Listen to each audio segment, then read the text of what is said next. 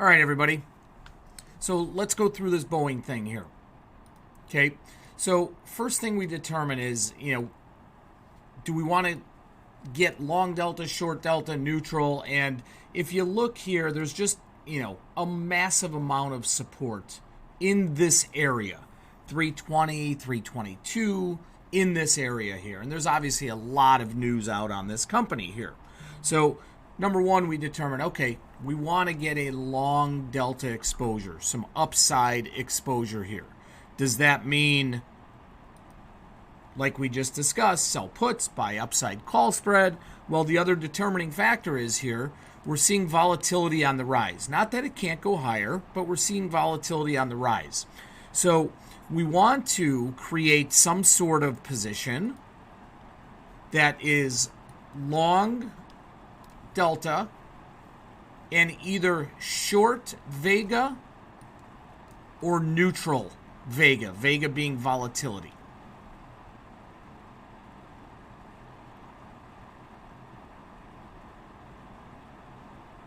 Okay, so how do we do that? Some of the things we look at are, as we discussed, sell a put spread if we think that, the bottom is in or getting close to a bottom. Sell an iron condor, which is the combination of selling a call spread and a put spread, but do it with some upside bias. Do it with some long delta bias, meaning that we would sell a put spread that is being closer to being at the money and a call spread further out of the money.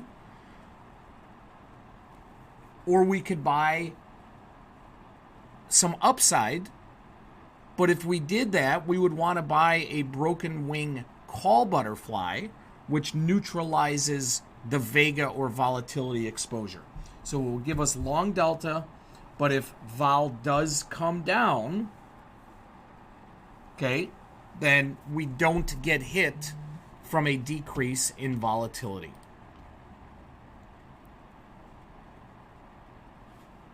Okay, so time frame. What do we do about time frame? Well, I'm always under the kind of thought process that what we trade here is a trade. It's not an investment, right? If I'm going to short a put spread, sell a put spread, I probably want to do it pretty close in, maybe a week out at most. Same with selling an iron condor. I'd probably want to go a week out at most. However, if we're buying some upside exposure, like a broken wing call butterfly, then what I'd want to do is really go out as far as I can, buy myself as much time as possible, but still find something that works within the reward to risk parameters that we look for. Okay, so let's look first here.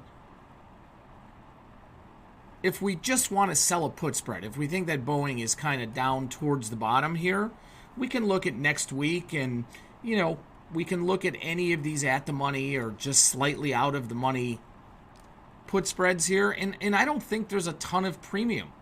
Let's say we were to sell the 320, 317 and a half put spread for next week. Maybe we get $1 for it.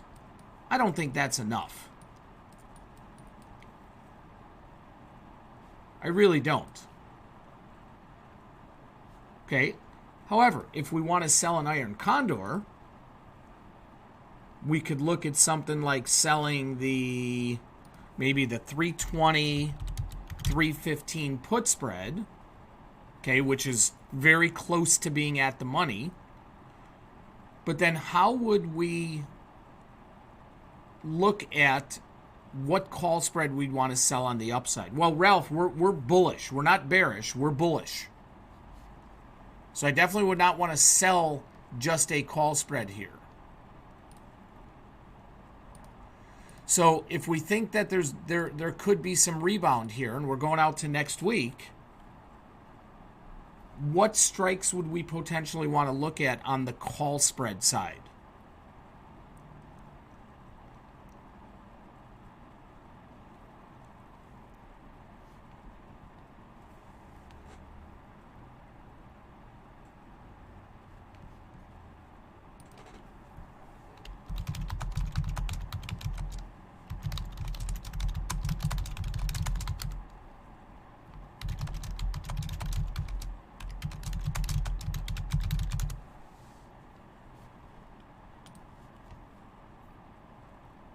Okay, expected move. Expected move. Now, Dean, I mean, if we sold something up at the 380 level, there's no premium in any options up there, right? It's nothing. So we want to look at the expected move. Okay, the expected move going out to next week is about $12 or so. Exactly, Fong. You got it. You read my mind. So we'd want to look at something up at that level here. Maybe even go out a little bit further beyond that if we think that, we're more bullish than bearish here.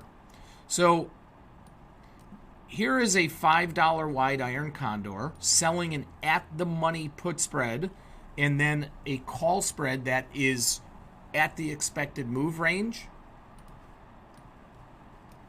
Only getting 1-to-1 reward to risk. And we're taking on some additional risk here because we're selling a put spread that is at the money rather than a put spread that is down at what the expected move is, right? I would not want to do this. I like the setup. I don't like the reward to risk.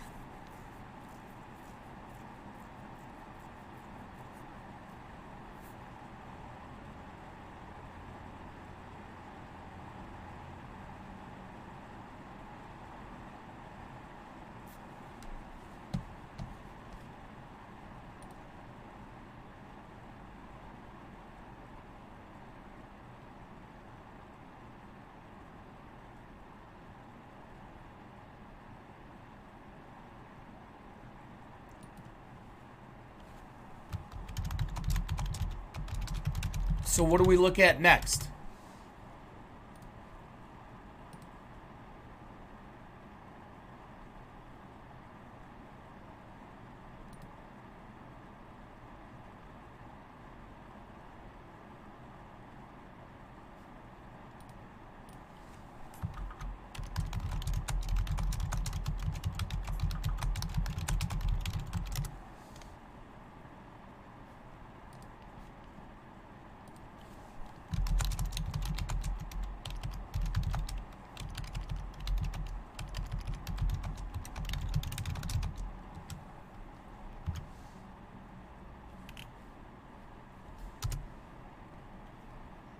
Okay, so a call calendar rod, if we buy a call calendar, okay,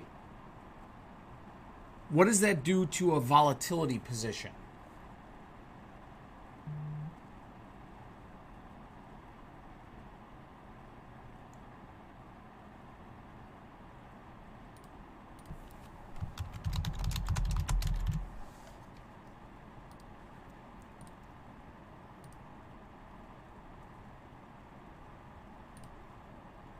If we buy, right, we'd be long volatility, exactly. And if vol comes down, which is the likely scenario, we're going to get dinged on that pretty good. So that's why I would not want to do a call calendar. Okay, and we can see that. Let me put this up on the board here. Let's just look at, I'm just going to throw up I'm not going to throw up, but I'm just going to put up a 340 strike call calendar. Okay?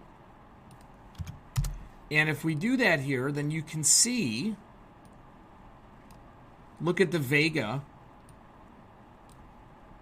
We get long all of this Vega here. So we could be right on direction. The stock could go up. But if the stock goes back up, you know what's going to happen is volatility is going to come crashing down.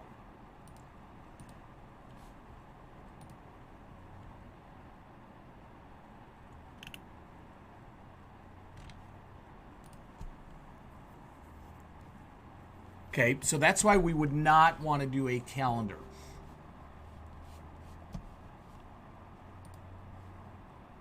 So a broken wing call fly takes advantage of giving us direction,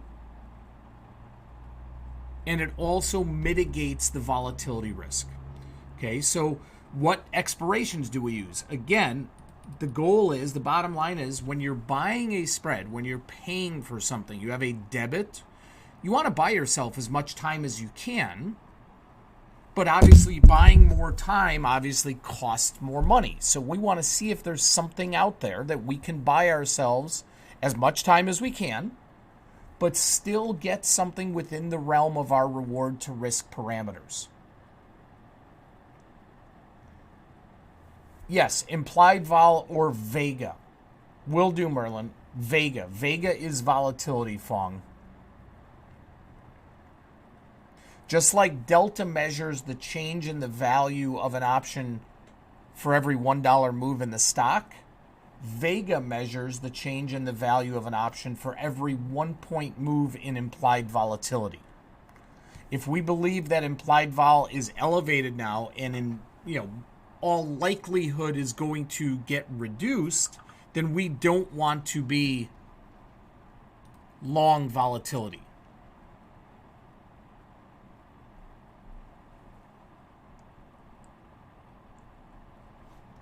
Okay, so let's go out here.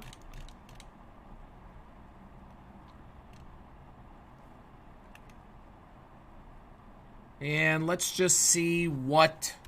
I'm just going to start playing with some strikes based around expected moves to some expirations. And this one going out to Jan 10. Okay, what do you guys see as the expected move going out to Jan 10?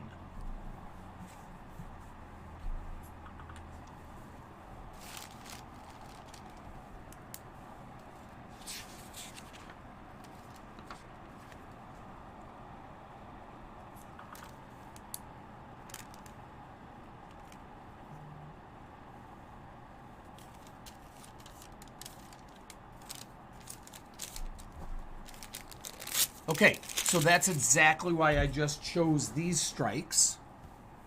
And we can even bump it up a strike or so. Okay, but that's exactly why I just chose these strikes. And if we could do this for $1.70-ish or so, what does that do for our reward to risk?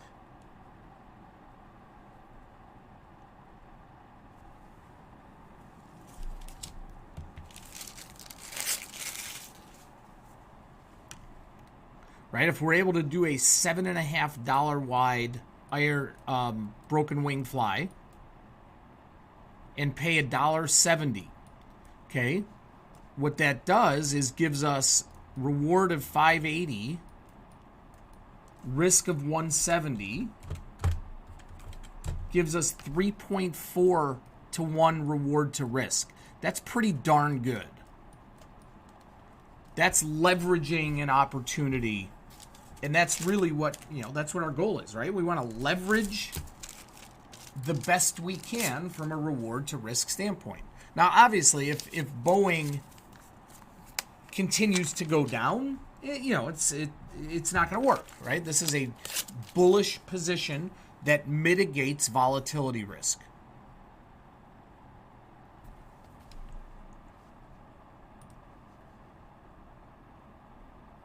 Now, if we move up a set of strikes, you guys said the reward or the expected move's about $18, which targets 340. If we were to move up a set of strikes here and just start at 332.5, use 340 as our target, you'll see it's a little bit less, but not that much less, right? So I'd rather use the lower strikes that would have a better opportunity of getting in the money and pay just a little bit more.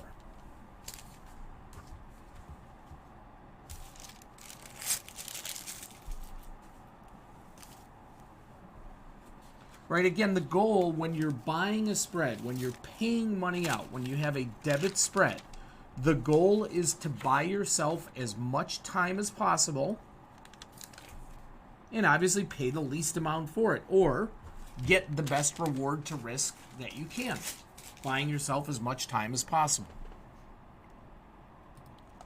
So I really like this, guys. I really like this. And in fact, rather than going up a strike, we can even get more aggressive. Let's look at this. Okay, so a better chance of this coming back in the money. And now you can see that the price went up, to about $2 from that $1.70 area that we were looking at. So that might get to be just a little bit pricey for us. I wouldn't want to do it at $2 because $2 gives us reward to risk of what?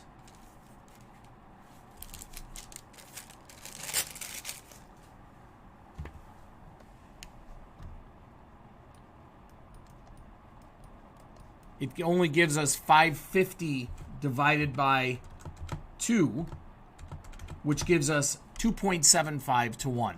Not enough. Now, the chances are that the spread works is better because we're using lower strikes. But now my reward to risk is reduced quite a bit.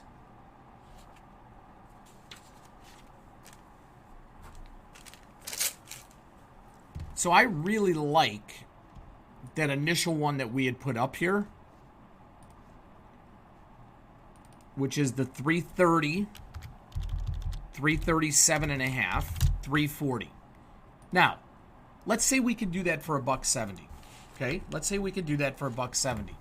Let's see what if we did the exact same spread, but just a week earlier. Okay, if we went out to January 3rd instead of January 10th. Well, first thing we have to do is recalculate what the expected move is, right?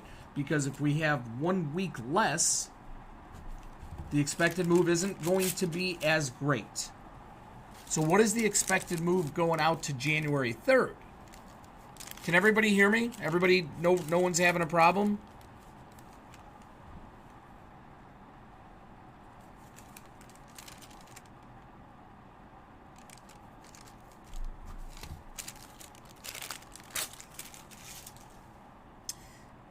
Okay.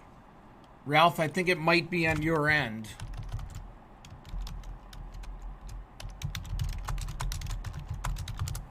Okay, so now the expected move is less. It's only $15 instead of $18. So that now gives us a different target. So here we might want to only target 337.5 or maybe even 335. So if we go 1 week shorter, look at that. If we go 1 week shorter, it's almost the exact same price as going out to the 10th. I would rather buy ourselves that extra week.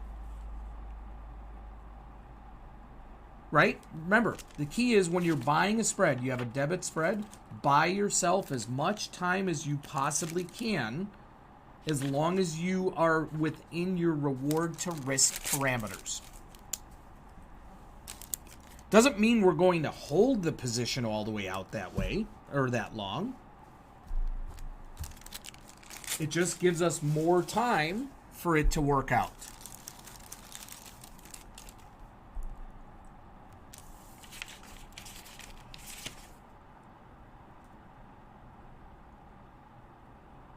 Make sense?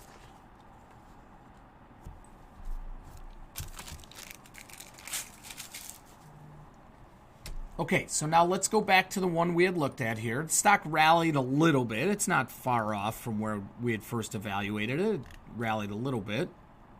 And let's look at this guy right here. Okay, here's the market. Now, where, the mark, that midpoint right now, is now $1.80. Doesn't mean that's where you can buy it. It's just a guideline. Stock was a little bit lower when we had evaluated this.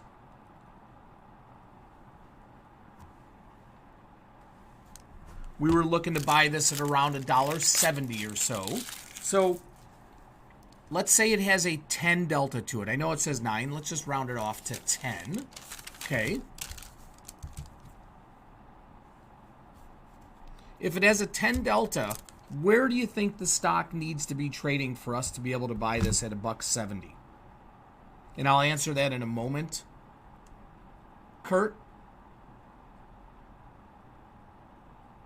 Glenn, we can look at $5 wide. We can look at whatever we want. I'm doing it to get more bang to the upside. We can absolutely, if we still want to target 337.5, we can look at that right there. And it does give a little bit more reward to risk. However, your dollar amount is not as high. But yeah, you can look at that. I was just getting more aggressive with the $7.5 wide.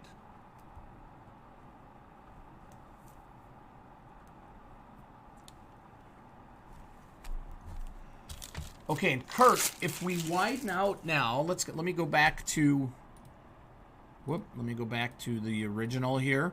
If we widen out to 342.5 to reduce the cost, which is great. Okay. Remember, when you change one side of the ledger, when you're getting more reward or if you have less risk, something has to change on the other side of the ledger as well. So if we do this, what is changing? We're reducing our overall risk by reducing our overall cost here, but what is also changing?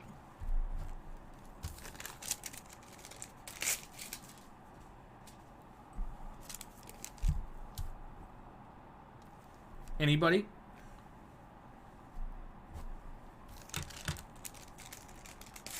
So the probability is still the same because we're still targeting the same. 337.5 is our target.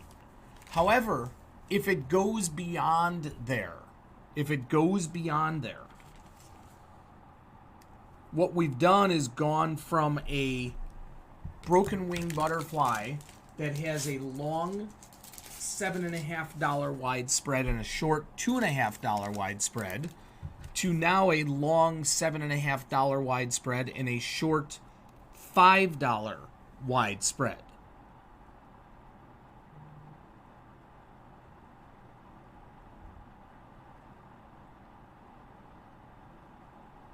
Does everybody see that? So what it does is if the stock continues to go up past our target, it will really start reducing our profitability. But again, that's all part of it. Potential lower reward because we have lower risk on the front end.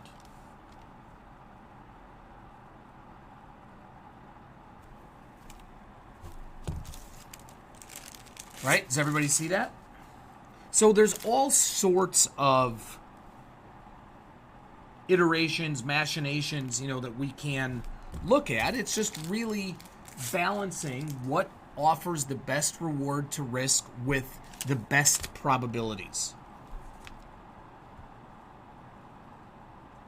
That is the goal.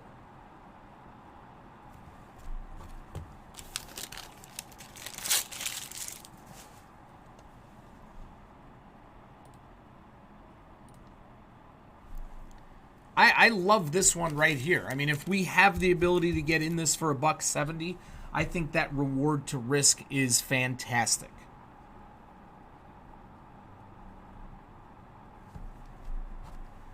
And Brock, I had asked a question a little while ago, where do we think the stock, maybe needs to come down to based on the delta? And you're spot on. It was down about $1 from there. Excuse me. You said 321.69. So what I would do, guys, if $1.70 was our target entry point, where do you think I would make the limitations here for where this would be valid?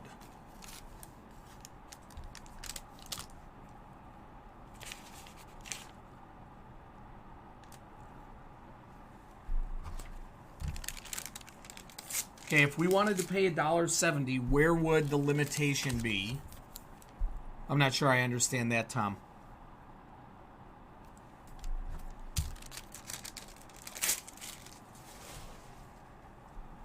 Stock trading what or higher, basically, is what I'm asking.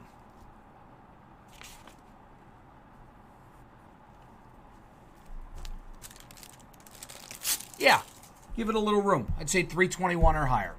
321 and a quarter, that works too, Joe. But yeah, 321 or higher, and this, we'd want to pay $1.70 here.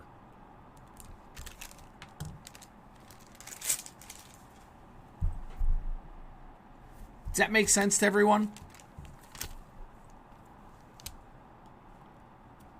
The explanation of why we're choosing this type of spread over just selling a put spread or selling an iron condor here. And then the levels that we're looking at as well. Does that make sense to everybody? Stock price, being a valid entry, Jake? Is that what you're saying?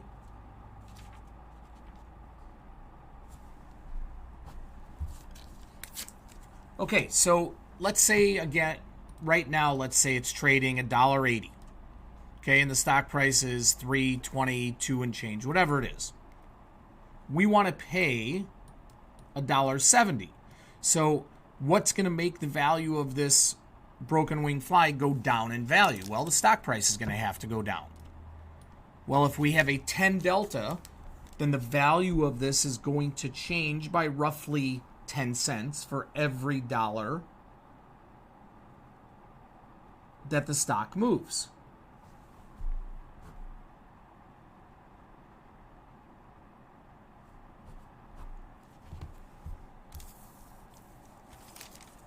So that's why we're giving ourselves a little bit more room to the downside, and saying 321.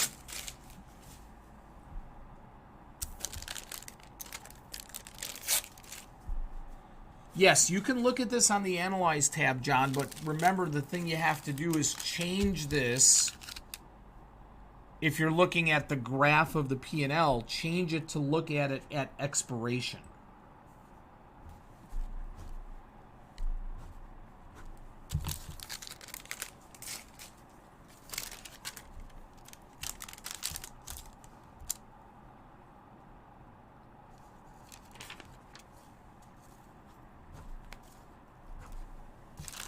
Okay.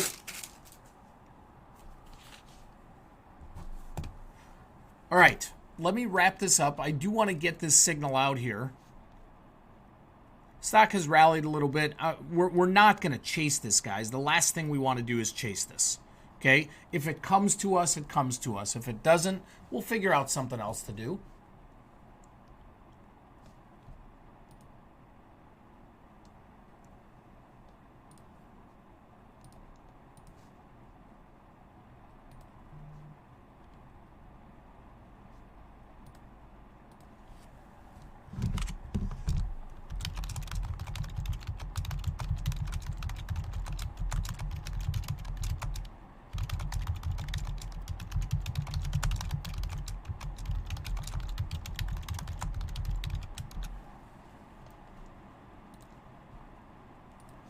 Okay.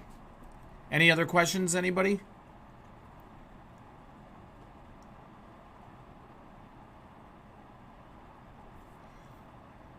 Well, Kurt, the original Iron Condor, remember, it was not an Iron Condor we were looking at the expected move on the put side. It was on the call side, but the put side was really at the money.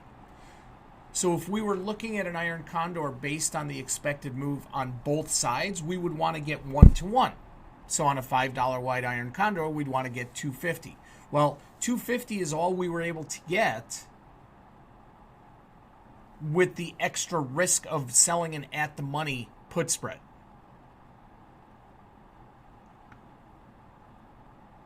And Dean, I will absolutely do that. Probably $3. Probably $3 on that, Kurt. But not just 1-to-1.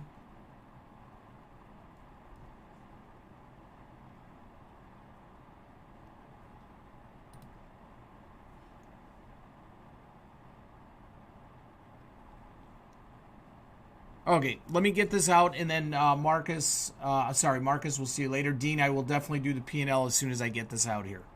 Thanks, everybody. I'll be right back.